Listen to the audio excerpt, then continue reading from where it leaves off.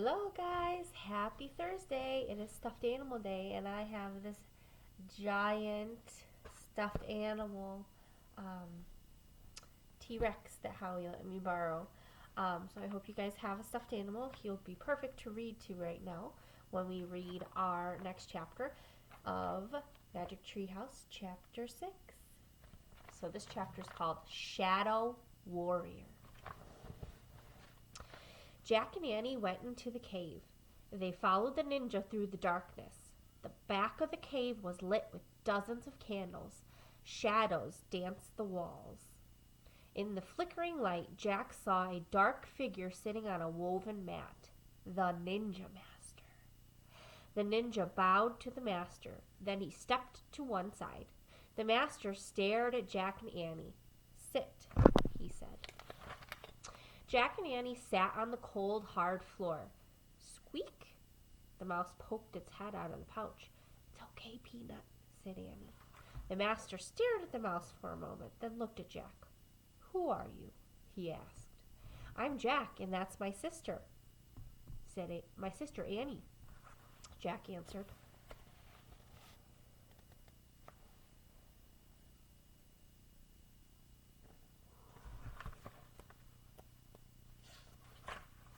"Where do you come from?" the master asked. "Frog Creek, Pennsylvania," Annie answered. "Why are you here?" he asked. "We're trying to help find our friend Morgan Le Fay," said Jack. "She left us a message." Annie pointed to the short ninja. "We gave the message to him." "You mean you gave the message to her," said the ninja master, "and she has given it to me." "She?" said Jack and Annie together. The woman ninja's eyes sparkled. Jack thought she might be smiling.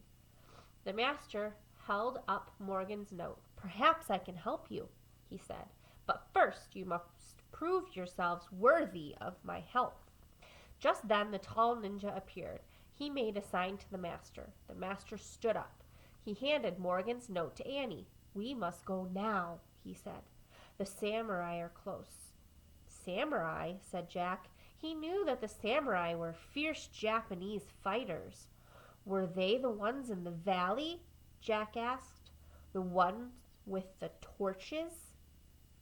"Yes, our family is at war with them," said the master. "We must leave before they find us." "But what about helping Morgan?" said Annie. The master strapped on his sword. "I have no time now," he said. "I must go." "Can't we go with you?" said Annie. "No, there's no place for you where we are going. You must find your way back to your house in the trees." "Alone?" said Jack. "Yes, you must go alone, and beware of the samurai." "Why?" said Jack.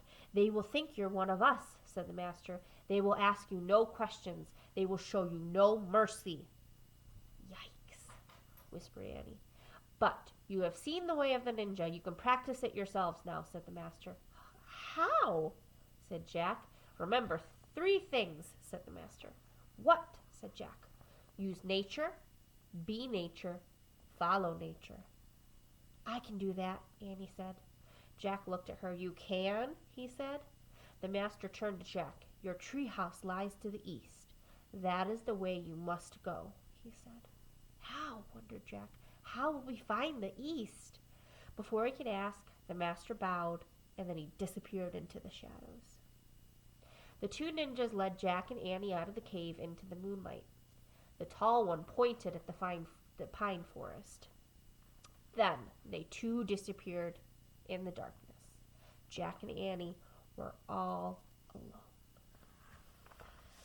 Oh boy.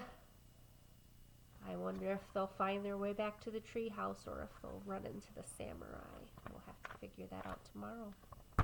And also tomorrow, we are going to have our first Zoom call. So I posted in our Google Classroom our Zoom call information, and I also sent an email out to your parents or grandma and grandpa, whoever's helping you, about the Zoom call. So I sent out some emails with information about that as well. And like I said, it's going to be posted on our Google Classroom too. It'll say Zoom call. So tomorrow at 11 we will be going on our call. And I hope to see you guys there. We're going to share one thing that we've done this week, and Mrs. Eid can't wait to hear all the fun things you guys have been doing and see your faces. So I'm so excited to do that. So I hope you guys are excited too, and I'll see you tomorrow, and have a good rest of your Thursday. Bye.